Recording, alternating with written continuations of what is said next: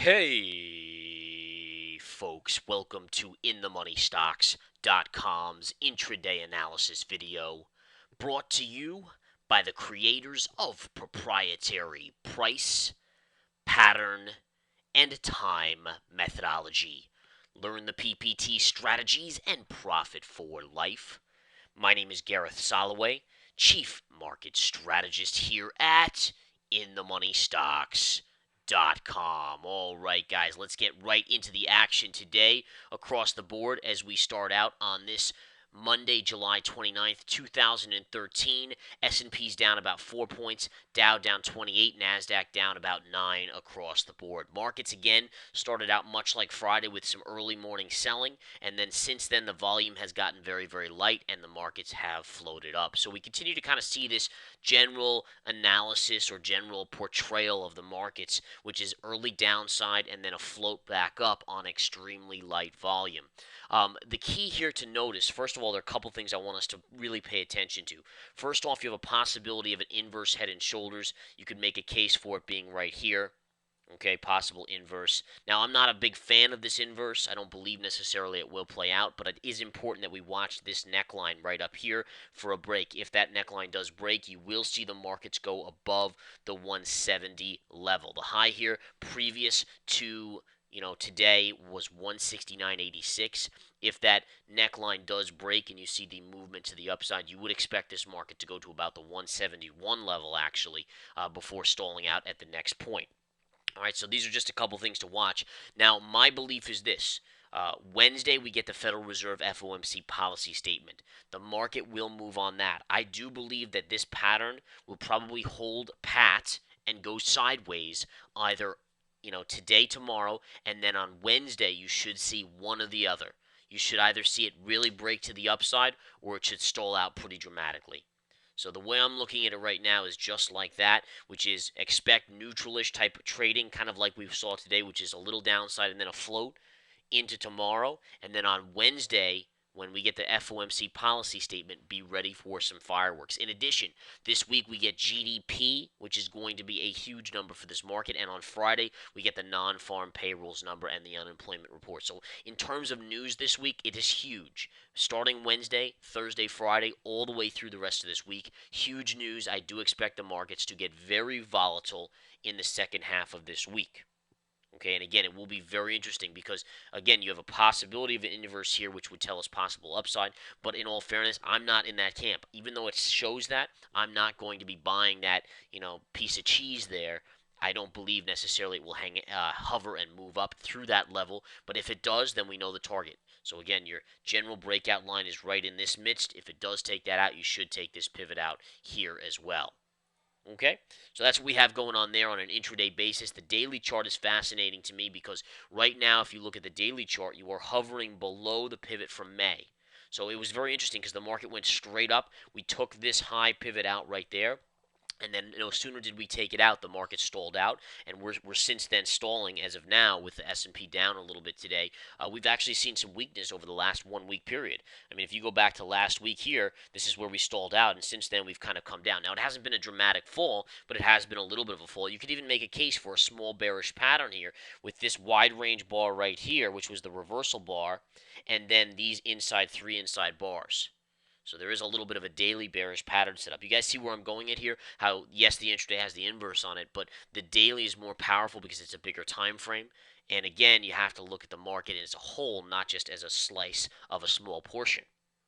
All right, so that's what we have on the S&P or the SPY chart here. Going quickly to the chart of the dollar. The dollar continues to be flat on the day after a pretty dramatic decline. I'm watching this level as being a very key level here. You have a gap fill right here, which we tagged or kissed on Friday, and then the low here. These are your next two key levels. You've already kind of kissed your first level right here. Your next level is right here. If we came straight down in the next few days into this double bottom, I would be interested in going long on the chart of the UUP, which is the dollar, essentially going long the dollar. Okay, so keep an eye on that one, guys. I do think that is interesting. I will talk about a few other stocks later in the day, but first let's get through these next few charts. Gold today is flat. Good bullish consolidation right here, guys. I still think you need an upside little bit of a move to this pivot here to retest this gap fill and officially fill the gap. It also coincides with this pivot right here. But again, short term, a little bit of upside. I would have a bias on gold. Silver, much weaker chart lately, down 13 cents today. Look at how silver has come in much, much faster into the 20 MA. Doesn't mean the chart can't pop up a little bit, but what you're really making here on the SLV chart is a channel. And this channel is a bearish channel, which inevitably should break lower. Do you guys see that? You have the sharp down move here, and then the sideways inside bar consolidation, which again is an in spirit of bearish pattern. At some point when this breaks the 20 MA, you will see a quick move to the lows, and then it should break even lower. So downside in terms of silver, I see much, much more downside. Now, I don't know necessarily if we will get the same type of down momentum move on gold, but it is a possibility. All right, there's no doubt about it that it is a possibility, but silver is really the more bearish chart here. Gold actually has a short-term bullish with longer-term bearish to it. Silver just really, in all fairness, is not that much. Maybe it chops around inside of this channel a little bit while longer, maybe up into the 50 MA, but overall you should see some pretty bearishness to the chart here. All right, going to a couple other charts here, guys, just a couple little tidbits. JPM continues to be weak here. We are now pulling back below the previous high from this point right here. And again, I think it's important to focus in on some of these leading stocks to see where they're ending up. And a bunch of them are pulling back below the May highs. And again, I'd like to see confirmation. I'd like to see the break below a bunch of these moving averages. But still, it is important to note here. All right, very, very important to note. Now, if we go to Goldman Sachs, a lot of weakness here, although it's bounced off its lows. Goldman would have a lot of support at the necktie right here, but for the most part, this is, again, a nice pullback, and Goldman never took out the double top here. You never took out the double top. You basically kissed it and then have pulled back since then. Okay, so just another little tidbit to watch on that front. Going to the stock of the day, or one of them, Apple up nicely, up $8 and change. I have been bullish on Apple ever since we regained this trend line right here. The 420 trend line is the key trend line. And sure enough, take a look.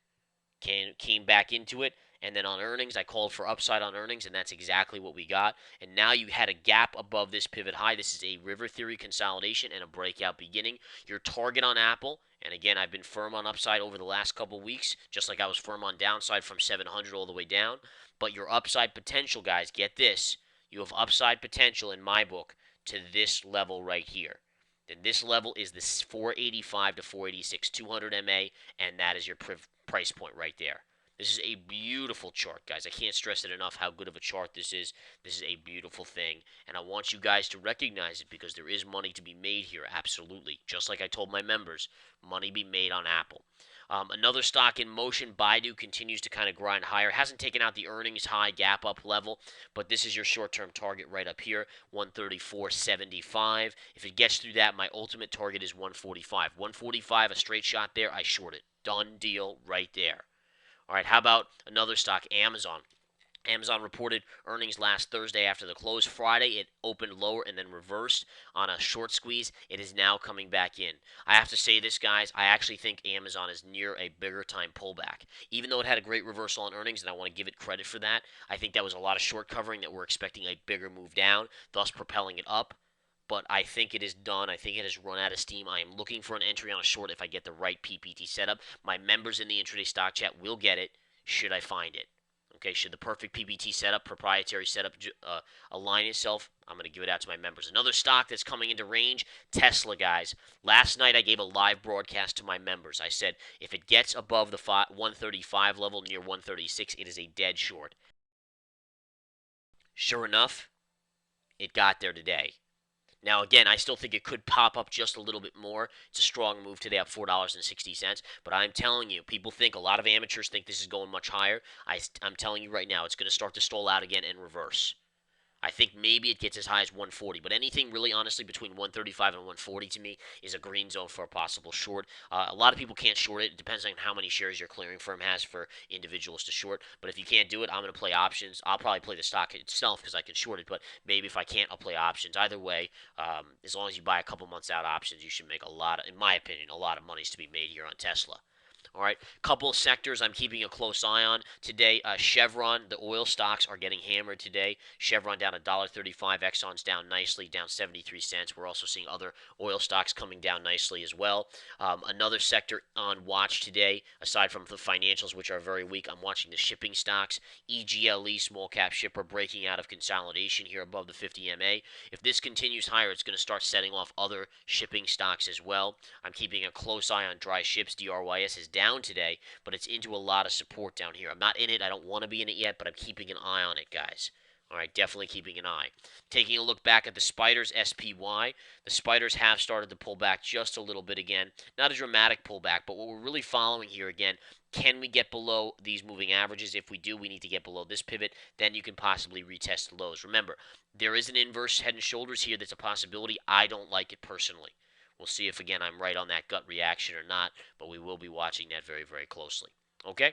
I got to get going, guys. Come take the 7-day free trial here at InTheMoneyStocks.com. 7-day free trial to the research centers, what you want. Come join us. Come join the pros. Take the 7-day free trial. See what trades you get. You get awesome analysis, trade alerts, and proprietary guidance, live broadcasts, trade alerts. You name it, it's all included there. Come join us here. The research center is what the average investor wants to be in to excel and profit for life. Take care.